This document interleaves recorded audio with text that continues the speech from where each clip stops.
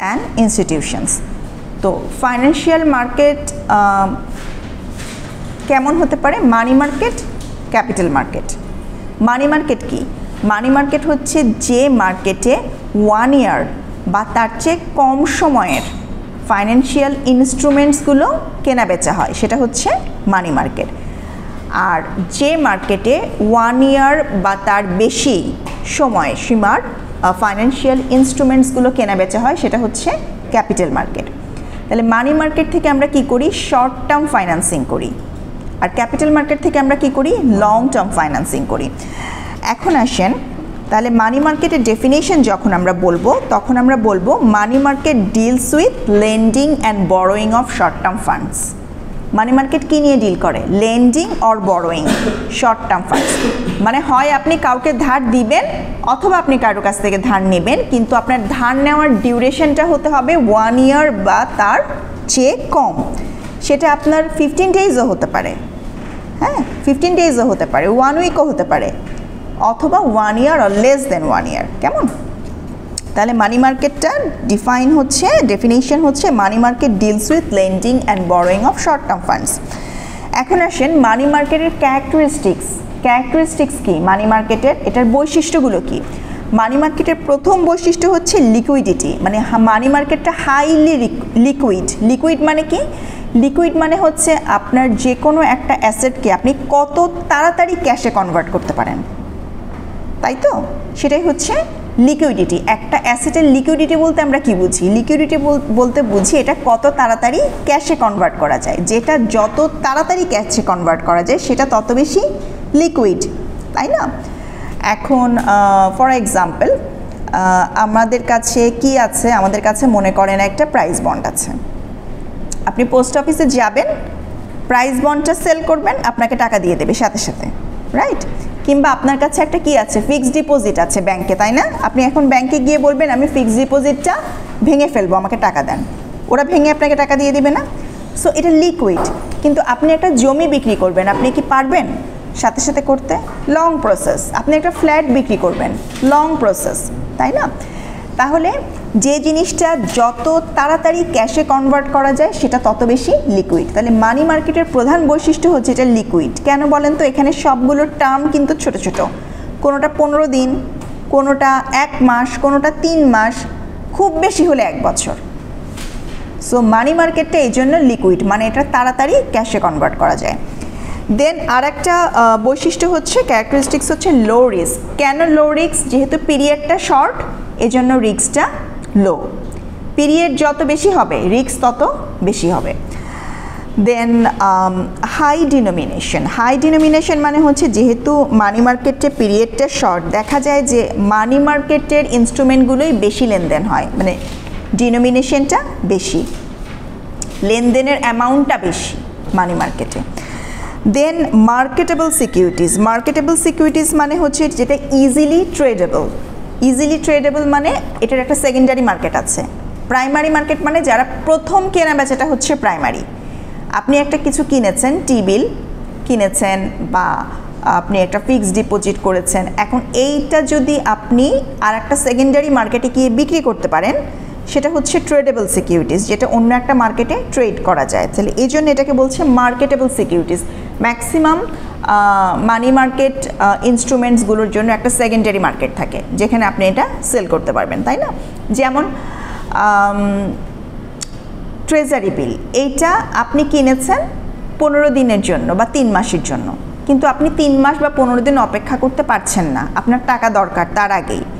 তো ট্রেজারি বিলের জন্য আপনার অলরেডি কিন্তু একটা সেকেন্ডারি মার্কেট আছে, যেখানে কিছু ডিলার আছে, ওরা কি করে, যাদের আগে আগে টাকা দরকার হয় তাদের থেকে কি করে, ট্রেজারি বিলটা একটু কম দামে কিনে নেয়। তারপরে ওরা 15 দিন বা 3 মাস পরে গিয়ে আবার ম্যাচুরিটি ডেটে যে প্রাইসটা ওটা সাবমিট করে ওইটা নিয়ে নেয়, ক্লেমটা।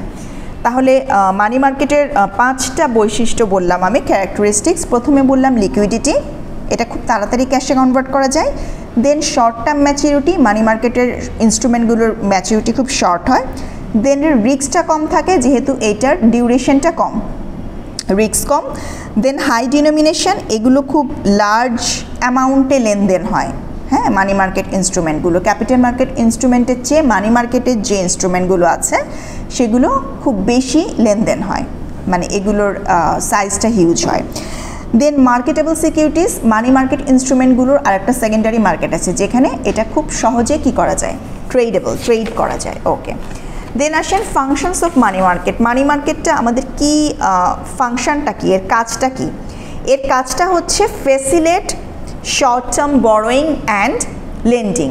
শর্ট টার্ম বরোয়িং এবং লেন্ডিংটাকে ফেসিলেট করে, মানে অপরচুনিটি দেয়, সুযোগ করে দেয় যাতে আমরা শর্ট টার্মে লোন নিতে পারি এবং লোন দিতে পারি।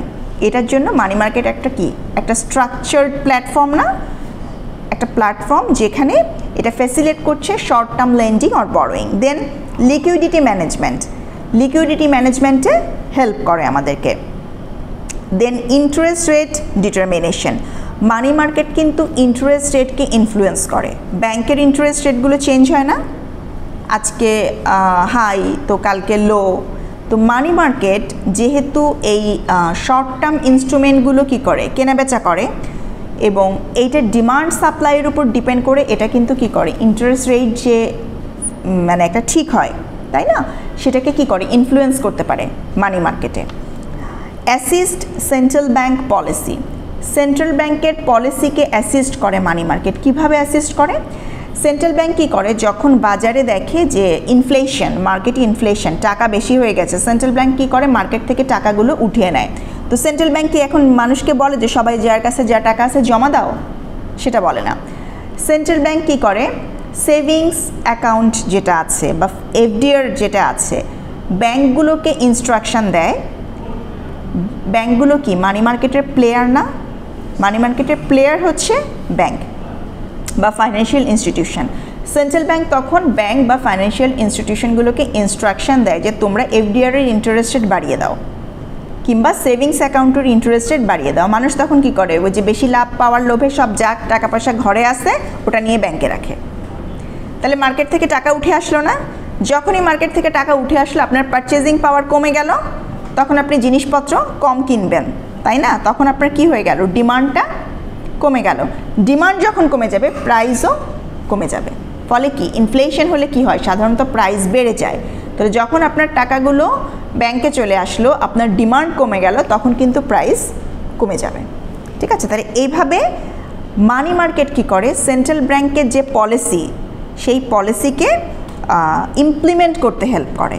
কারণ সেন্ট্রাল ব্যাংক তো আপনার ঘরে ঘরে গিয়ে টাকা উঠাবে না তাই না। সেন্ট্রাল ব্যাংক পলিসি নেবে কখনো যে আমি মার্কেটের টাকার সরবরাহ বাড়াবো, কখনো সেন্ট্রাল ব্যাংক পলিসি নেবে মার্কেট থেকে আমি টাকা উঠিয়ে নেব। কিভাবে ইমপ্লিমেন্ট করবে সেন্ট্রাল ব্যাংক? এই যে মানি মার্কেটের যে প্লেয়ার যারা আছে, ব্যাংক, ফাইন্যান্সিয়াল ইনস্টিটিউশনস, এদের মাধ্যমে এই পলিসিটা ইমপ্লিমেন্ট করবে। Okay, then facilitates government financing. Money market government ফাইন্যান্সিংকে ফেসিলেট করে। গভর্নমেন্ট ফাইন্যান্সিং কি? গভর্নমেন্ট ফাইন্যান্সিং হচ্ছে গভর্নমেন্ট যখন মনে করে যে শর্ট টার্মে মার্কেট থেকে কিছু টাকা লোন নেবে, তখন গভর্নমেন্ট ট্রেজারি বিল ইস্যু করে। ট্রেজারি বিলটা কিন্তু খুব প্রফিটেবল, কারণ এটা সিকিউরড। 15 দিনের জন্য একটা ট্রেজারি বিল ইস্যু করলো বা 3 মাসের জন্য একটা ট্রেজারি বিল ইস্যু করলো, তাহলে গভর্নমেন্টকে ফাইন্যান্স করে কে? মানি মার্কেট। গভর্নমেন্ট ফাইন্যান্সিংটা যদি 1 বছর বা তার কম মেয়াদের জন্য হয়, মানে গভর্নমেন্ট যদি জনগণের কাছ থেকে 1 বছর বা তার কম মেয়াদের জন্য লোন নেয়, সেটাকে বলে শর্ট টার্ম গভর্নমেন্ট ফাইন্যান্সিং। তাহলে শর্ট টার্ম গভর্নমেন্ট ফাইন্যান্সিংয়ের জন্য কি করে, মানি মার্কেট গভর্নমেন্টকে হেল্প করে। তাহলে মানি মার্কেটের ফাংশনগুলো হচ্ছে facilitates short term borrowing and lending, liquidity management, interest rate determination, assists central bank policy and facilitates government financing. এখন আসেন মানি মার্কেটের বেনিফিট কি।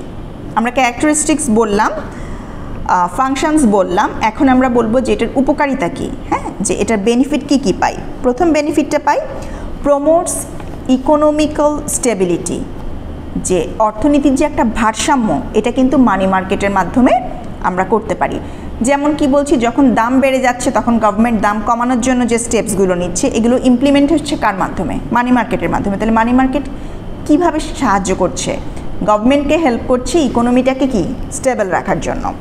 দেন মিনিমাইজেস রিস্ক। মানি মার্কেট কী করছে, রিস্কটাকে মিনিমাইজ করছে। কারণ আপনাকে যদি সব লোনগুলো লং টার্মের জন্য নিতে হতো তাহলে আপনার একটা হিউজ অ্যামাউন্ট অফ মানি অনেক লম্বা সময়ের জন্য ব্লক হয়ে যেত এবং যেটা রিস্কি। মানি মার্কেট কী করছে, অল্প সময়ের জন্য লোন দেওয়া এবং নেওয়াটাকে ফ্যাসিলিটেট করছে। সো আমাদের রিস্কটাকে কী করছে, কমিয়ে দিচ্ছে। Then liquidity for financial institutions, financial ইনস্টিটিউশনসগুলোকে লিকুইড করছে। লিকুইড মানে কি, লিকুইডিটিটা এনশিওর করছে। ওদের হাতে যদি শর্ট টার্মে ওদের যদি টাকা পয়সার সংকট হয় তাহলে মানি মার্কেট সেটা কি করছে, মানি মার্কেট সেই টাকাটা প্রোভাইড করছে। যেহেতু একটা ব্যাংক আর একটা ব্যাংকের কাছ থেকে কি করতে পারে, শর্ট টার্মের জন্য লোন নিতে পারে, রাইট।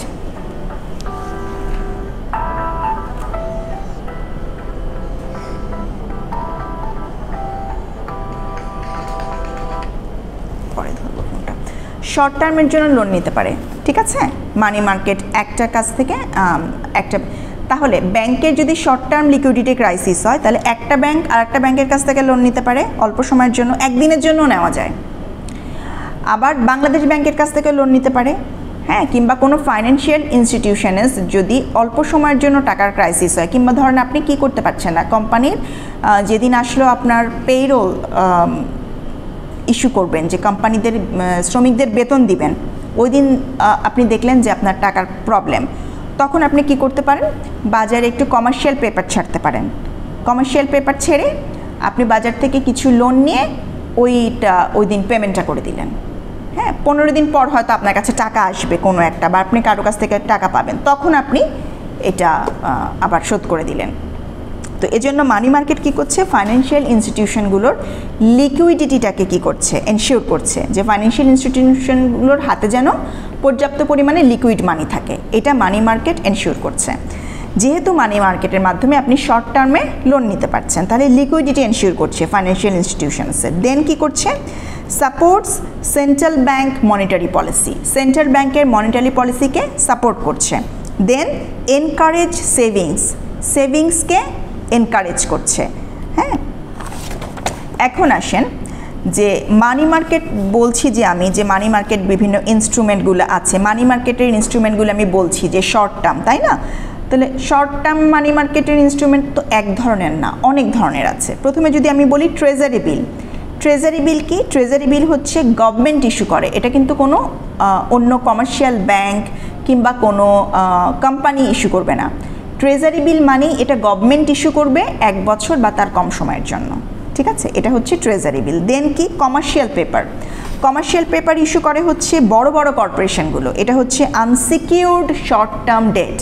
যেসব কোম্পানির খুব নামডাক আছে বাজারে, যারা ফাইন্যান্সিয়ালি খুব স্টেবল এবং যাদের প্রিভিয়াস লোন পেমেন্ট হিস্ট্রি খুব ভালো, মানে লোন নিয়েছে এবং যথাসময়ে ফেরত দিয়েছে, হ্যাঁ, রেটিং, ক্রেডিট রেটিং খুব ভালো, সেই সমস্ত কোম্পানিগুলো কি করে, কমার্শিয়াল পেপার বাজারে ছাড়ে, মানে অল্প দিনের জন্য লোন নেয় মার্কেট থেকে, সেটাকে বলছে কমার্শিয়াল পেপার।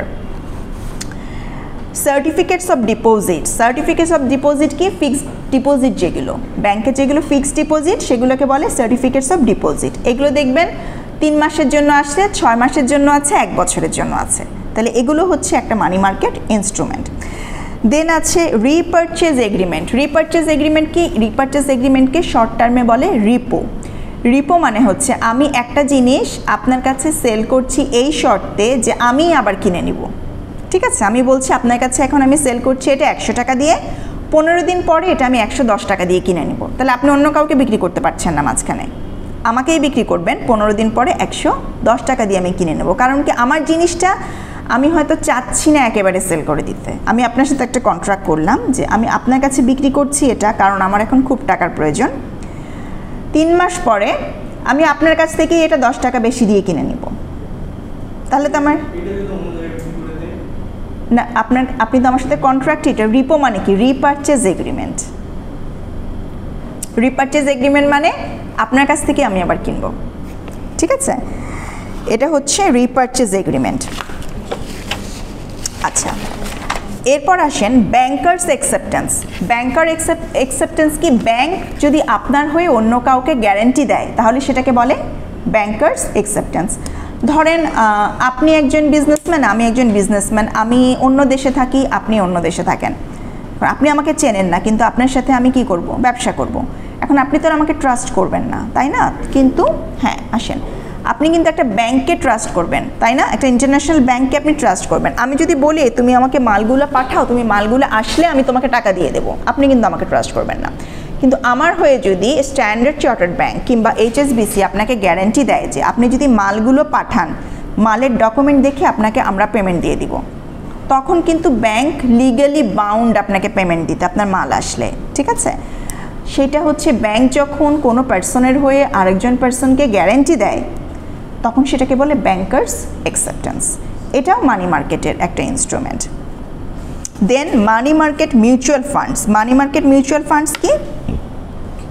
ইনভেস্টমেন্টস ফান্ডস, যেটাতে কি করে, মানি মার্কেটে কোনো একটা কর্পোরেশন সবার কাছ থেকে কি করে, কিছু কিছু ফান্ড কালেক্ট করে, যে আমাকে তোমরা ইনভেস্ট করো, আমি তোমাদের টাকাটা ব্যবসায় খাটিয়ে তোমাদেরকে রিটার্ন দিব। এখন ও কীভাবে ব্যবসায় খাটায়? ও কিছু টাকার শেয়ার কেনে, কিছু টাকার বন্ড কেনে, কিছু টাকা ও রিয়েল এস্টেটে ইনভেস্ট করে। এরকম ওর কাছে অনেকগুলো ইনভেস্টমেন্ট, মানে ও বিভিন্ন জিনিসের ব্যবসা করে। ও বলে তুমি ফান্ড দাও, আমি ব্যবসায় খাটাবো, ব্যবসায় খাটিয়ে আমি তোমাকে এখান থেকে আমার যা লাভ হবে সেইটার একটা পার্সেন্টেজ আমি তোমাকে দেব। তো বিভিন্ন জায়গা থেকে ওরা বিভিন্ন ইনভেস্টরদের থেকে ফান্ড এভাবে কালেক্ট করে বিভিন্ন জায়গায়, মানে এক জায়গায় ইনভেস্ট করে না। হ্যাঁ, মিউচুয়াল ফান্ড মানে বিভিন্ন জায়গায় ইনভেস্টমেন্ট করে, বিভিন্ন জায়গায় ইনভেস্টমেন্ট করে ওখান থেকে একটা রিটার্ন দেয় ইনভেস্টরদেরকে। এটা হচ্ছে মানি মার্কেটের একটা ইনস্ট্রুমেন্ট। তাহলে মানি মার্কেটের বিভিন্ন রকম ইনস্ট্রুমেন্টগুলো আমরা পড়লাম। এখন আমরা পড়ব যে ইল্ড কি। ইল্ড জিনিসটা কি? ইল্ড হচ্ছে, yield is a measure of income generated from an investment. এই যে আমরা ইনভেস্টমেন্ট করলাম মানি মার্কেটে, সেই ইনভেস্টমেন্ট থেকে আমাদের একটা ইনকাম আমরা এক্সপেক্ট করি না? ইল্ড হচ্ছে ওই ইনকামটা। এখন ইনকাম তো সবগুলোর একরকম হবে না। ট্রেজারি বিলের থেকে ইনকাম একরকম হবে, কমার্শিয়াল পেপারের থেকে ইনকাম আর একরকম হবে, মিউচুয়াল ফান্ড থেকে ইনকাম আর একরকম হবে, এফডিআর থেকে ইনকাম একরকম হবে। সবগুলোর ইল্ড কিন্তু আলাদা আলাদা, এবং ইল্ড ক্যালকুলেশনের ফর্মুলা আলাদা, ঠিক আছে? ট্রেজারি বিল যেমন আপনাকে কোনো ইন্টারেস্ট দিবে না। কি দিবে ট্রেজারি বিল? ট্রেজারি বিল আপনাকে ডিসকাউন্টে বিক্রি করবে। মানে মনে করেন ট্রেজারি বিলে কাগজের উপর লেখা আছে এটার দাম 100 টাকা, আপনাকেও বিক্রি করবে 95 টাকায়। 15 দিন পরে আপনার এখানে যা দাম লেখা আছে 100 টাকা, সেটা আপনাকে দেবে যখন আপনি এটা ভাঙাতে যাবেন, ঠিক আছে? এখানে কি কোনো ইন্টারেস্ট দিচ্ছে? ইন্টারেস্ট দিচ্ছে না। ও যেটা ফেস ভ্যালু লেখা আছে সেটার চেয়ে 5 টাকা কমে বিক্রি করছে। যখন 3 মাস পরে আপনি যাবেন ভাঙাতে, তখনও আপনাকে ফেস ভ্যালুটা দিয়ে দেবে। তাহলে এটাকে কি বলছে? ডিসকাউন্ট বলছে। কেমন? তাহলে ট্রেজারি বিলটা ডিসকাউন্টে, ইলটা হচ্ছে ক্যালকুলেশন হয় ডিসকাউন্টে। আর ইলস অন, হ্যাঁ, বন্ড, হ্যাঁ, বন্ড কখনো আপনার প্রিমিয়ামে ইস্যু হয়, কখনো ডিসকাউন্টে ইস্যু হয়। বন্ডের ক্যালকুলেশনটা আমরা ইল যখন ক্যালকুলেশন করব প্রত্যেকটা আলাদা আলাদা, তখন আমরা দেখব বন্ড কিন্তু প্রিমিয়ামেও ইস্যু হয়, আবার ডিসকাউন্টেও ইস্যু হয়। কেমন? তো এখন আসেন কমার্শিয়াল পেপার। কমার্শিয়াল পেপারটা ইল্ড যেটা, ওইটা কি হয়, কমার্শিয়াল পেপারের ইল্ডটা হয় আপনার ট্রেজারি বিলের চেয়ে একটু বেশি। কেন বেশি হয়? কারণ ট্রেজারি বিলটা কে বিক্রি করছে? গভর্নমেন্ট। আর কমার্শিয়াল পেপারটা কে বিক্রি করছে? কোম্পানি। গভর্নমেন্ট যদি আপনাকে বিক্রি করে, এটা কিন্তু more secured. Government bond, government treasury bill, এটা অন্য যে কোনো কিছুর চেয়ে সিকিউরড। সো ইল্ডের জন্য গভর্নমেন্টের যেটা যত বেশি সিকিউরড, মনে রাখবেন সেটার ইল্ড তত কম হবে। যেটা যত বেশি আনসিকিউরড সেটার ইল্ড বেশি হবে। তাহলে কমার্শিয়াল পেপারের ইল্ডটাও কি হবে? ট্রেজারি বিলের চেয়ে একটু আপনার বেশি হবে। এখন আসেন certificate of deposit. Certificate of ডিপোজিটে কিন্তু আপনি ইন্টারেস্ট পাচ্ছেন, তাই না? এবং ইন্টারেস্টটা কি? ফিক্সড, যেটা বলা থাকে সেটাই। আপনি একটা এফডিআর ব্যাংকে করেন, এফডিআরের কাগজে যেটা লেখা থাকবে আপনি ওই ইন্টারেস্টটাই পাবেন। তাহলে এখানে কিন্তু আপনি ইন্টারেস্ট পাচ্ছেন। তাহলে এটার ইল্ডটা আবার আলাদা, ইন্টারেস্ট ক্যালকুলেশন হবে এখানে। কিন্তু ট্রেজারি বিল এবং কমার্শিয়াল পেপারে কি হবে? ট্রেজারি বিল এবং কমার্শিয়াল পেপারে দেখা যাচ্ছে ডিসকাউন্ট ক্যালকুলেশন হয়। হ্যাঁ, ডিসকাউন্ট কত, পারচেস প্রাইস কত, এবং আপনার সেলিং প্রাইস কত, এই দুটোর মধ্যে যে গ্যাপ সেটা দিয়ে ইল্ড ক্যালকুলেশন হয়। এখন আসেন রিপারচেজ এগ্রিমেন্ট। রিপারচেজ এগ্রিমেন্টেও কিন্তু ইন্টারেস্টের ব্যাপার নাই, আপনি এখানেও কিন্তু একটা দামে কিনছেন, তার চেয়ে বেশি দামে বিক্রি করছেন। সো এখানেও ওই পারচেজ প্রাইস আর সেলিং প্রাইসের গ্যাপটা ক্যালকুলেশন হবে। কেমন? এখন আসেন ব্যাংকার্স অ্যাকসেপ্টেন্স। ব্যাংকার অ্যাকসেপ্টেন্সটাও কি হয়, এটা ডিসকাউন্টে এটা ইস্যু হয়। হ্যাঁ, ব্যাংকার অ্যাকসেপ্টেন্সটা আবার কি, এটার আবার সেকেন্ডারি মার্কেট আছে। মনে করেন ব্যাংক আপনাকে একটা অ্যাকসেপ্টেন্স দিল, ওই অ্যাকসেপ্টেন্সটা মানে কি, আপনাকে বললো যে আপনি 3 মাস পরে আপনার মাল আসলে আপনাকে আমি টাকা দিব, কিন্তু ওই অ্যাকসেপ্টেন্সটা আপনি আবার সেকেন্ডারি মার্কেটে নিয়ে বেচতে পারেন কারো কাছে। ঠিক আছে, ওটা ব্যাংকার অ্যাকসেপ্টেন্সটা আপনি বিক্রি করতে পারবেন সেকেন্ডারি মার্কেটে, তো ওটার ক্যালকুলেশন আলাদা। এখন আসেন মিউচুয়াল ফান্ডস। মিউচুয়াল ফান্ডসের ক্যালকুলেশনটা কেমন হবে, ওয়েটেড অ্যাভারেজ ক্যালকুলেশন। মনে করেন ও একটা লাভ পাচ্ছে স্টক থেকে, আর একটা লাভ পাচ্ছে বন্ড থেকে, আর একটা লাভ পাচ্ছে রিয়েল এস্টেট বিজনেস থেকে, তখন সবগুলোকে একসাথে কি করতে হবে, ক্যালকুলেট করে টোটাল বের করতে হবে। তাহলে মিউচুয়াল ফান্ডেরটা কি হবে, ওয়েটেড অ্যাভারেজ ক্যালকুলেশন হবে। ওয়েটটা কি, ওয়েটটা হচ্ছে বন্ডে আপনার ওয়েট কত, 100 টাকার মধ্যে কত টাকা আপনি বন্ডে ইনভেস্ট করেছেন, 100 টাকার মধ্যে কত টাকা আপনি স্টকে ইনভেস্ট করেছেন। তাহলে স্টকে যদি আপনি 30% ইনভেস্ট করেন তাহলে ওয়েট হবে স্টকের 30, বন্ডে যদি আপনি 70% ইনভেস্ট করেন বন্ডের ওয়েট হবে 70, তখন হবে এটা ওয়েটেড অ্যাভারেজ। ঠিক আছে, মিউচুয়াল ফান্ডসের ইল্ডটা যখন আমরা ক্যালকুলেশন করব এটা হবে কি, ওয়েটেড অ্যাভারেজ। আচ্ছা, এখন আমরা তাহলে এতক্ষণ যেটা পড়লাম সেটা হচ্ছে মানি মার্কেট কি আমরা জানলাম, এটার ক্যারেক্টারিস্টিক্স জানলাম, মানি মার্কেটের ফাংশনস জানলাম, মানি মার্কেটের বেনিফিটস জানলাম, এবং ইল্ড সম্পর্কে আমরা একটা ধারণা নিলাম যে কোনটার ইল্ড আমরা কিভাবে ক্যালকুলেশন করি এবং ইল্ডগুলো কেন ভ্যারি করে। ঠিক আছে, যদি আমি বলি যে ইল্ডগুলো মানি মার্কেট ইনস্ট্রুমেন্টের ইল্ডের ভ্যারিয়েশন সম্পর্কে কিছু লেখেন, তখন আপনাকে লিখতে হবে ইল্ড কাকে বলে, তারপরে আপনার লিখতে হবে ভ্যারিয়েশনগুলোর কম্প্যারিজন, যে টি বিলের ইল্ড সবচেয়ে কম, কেন কম, এটা মোর সিকিউরড। কমার্শিয়াল পেপারের ইল্ড একটু বেশি, কারণ এটা টি বিলের চেয়ে একটু কম সিকিউরড। তারপরে হচ্ছে ব্যাংকার অ্যাকসেপ্টেন্স, তারপরে আরেকটা কি বললাম, ফিক্সড ডিপোজিট। ফিক্সড ডিপোজিটের ইল্ডটা ফিক্সড এবং এটার ক্যালকুলেশনটা ইন্টারেস্ট রেটের উপর ডিপেন্ড করে। হ্যাঁ, তারপরে বললাম মিউচুয়াল ফান্ডের ইল্ড কিভাবে ক্যালকুলেশন হবে, ওয়েটেড অ্যাভারেজ, এভাবে বলতে হবে। এবং কোনটা চেয়ে কেন, কোনটা বেশি কোনটা কম, এটা মোটামুটি একটা আমরা কি করব, এটা আমরা সংক্ষেপে এক লাইনে লিখে দিব। হ্যাঁ, যেমন রিপোজের ইল্ড, রিপারচেজ এগ্রিমেন্ট, এই যে রিপোজের ইল্ডটা কি হবে, রিপোজের ইল্ডটা সেন্ট্রাল ব্যাংকের রেটের সাথে খুব ক্লোজলি কি টাইড, কারণ রিপোজটা সাধারণত কি হয়, সেন্ট্রাল ব্যাংকের ইনস্ট্রুমেন্টগুলোর কেনাবেচার মাধ্যমে হয়। হ্যাঁ, সেন্ট্রাল ব্যাংকের ইনস্ট্রুমেন্টগুলোর সাথে, সো সেন্ট্রাল ব্যাংক রেটের সাথে রিপোজ যে ইল্ড, রিপারচেজ এগ্রিমেন্ট যে ইল্ড, সেটা ক্লোজলি টাইড। তো এরকম কমেন্টসগুলো আমরা এক লাইনে লিখে দিব। কেমন? এখন আসেন যে আমরা ইল্ড কিভাবে ক্যালকুলেশন করি, সেরকম আমরা দুই একটা ম্যাথ কি করব, আজকে করব ইল্ড ক্যালকুলেশনের ম্যাথ। ঠিক আছে,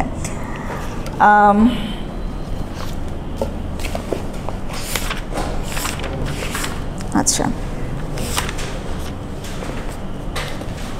মনে করেন কোনো একটা টি বিল, হ্যাঁ, টি বিলের আমি যদি কোশ্চেনে দিয়ে রাখি যে এটার সেলিং প্রাইস কত, পারচেজিং প্রাইস কত, এবং নাম্বার অফ ইয়ার্স কতদিন এটাকে আপনি, কতদিন পরে এটাকে আপনি বিক্রি করতে পারবেন, সেটার একটা ফর্মুলা হচ্ছে সেলিং প্রাইস থেকে পারচেজিং প্রাইসকে আমরা মাইনাস করব। বলছি না, এটার গ্যাপটাই তো ইল্ড।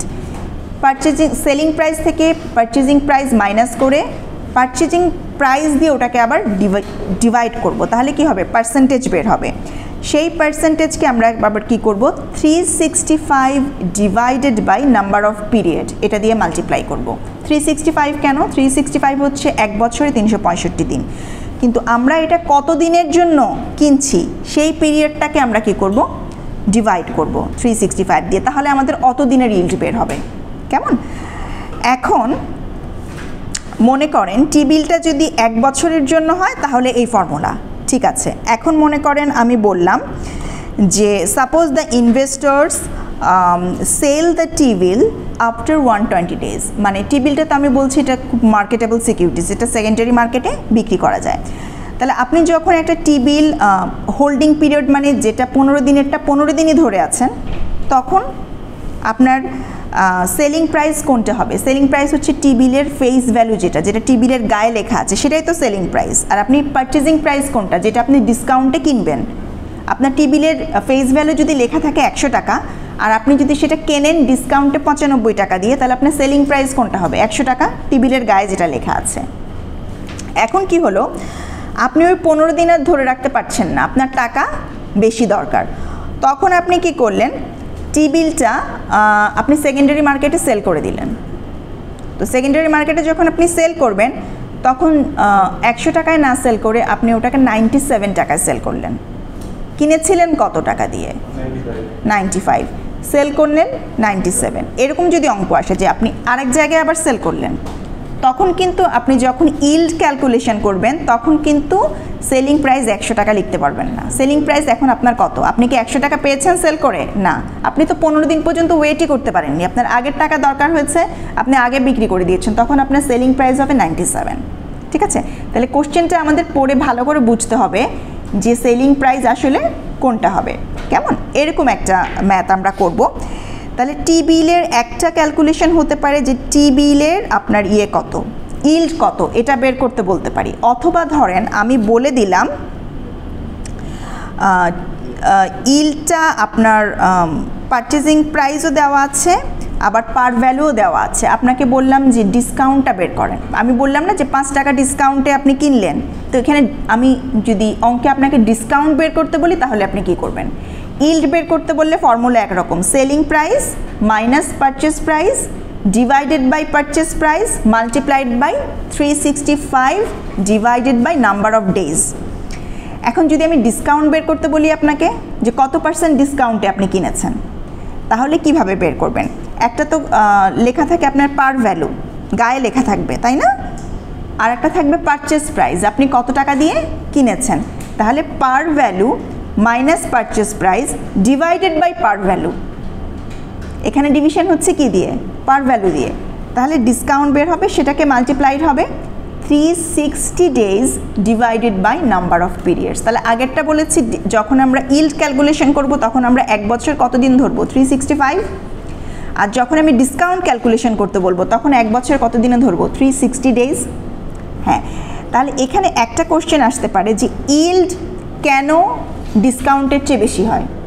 ইল্ড সবসময় ডিসকাউন্টের চেয়ে বেশি হবে, রিটার্নটা বেশি হবে। যদি আমি ইল্ড ক্যালকুলেশন করতে বলি, ক্যালকুলেশন করে সবসময় দেখবেন ইল্ড বেশি হচ্ছে, ডিসকাউন্ট রেট কম হচ্ছে। যদি আমি জিজ্ঞেস করি যে ইল্ড কেন ডিসকাউন্ট রেটের চেয়ে কী হবে, বেশি হবে, তখন আপনাদের 2টা কারণ বলবেন। 2টা কারণ যে ইল্ডটা ডিভাইড হয়, মানে ইল্ডটার নিচে ডিনোমিনেটর সবসময় থাকে পারচেজ প্রাইস, আর ইয়েটার ডিসকাউন্টের ক্ষেত্রে নিচে কোন অংশটা থাকে? পার ভ্যালুটা সবসময় পারচেজ প্রাইসের চেয়ে বেশি, তাই না? আপনি পারচেজ তো করছেন ডিসকাউন্টে, আর পার ভ্যালু কি?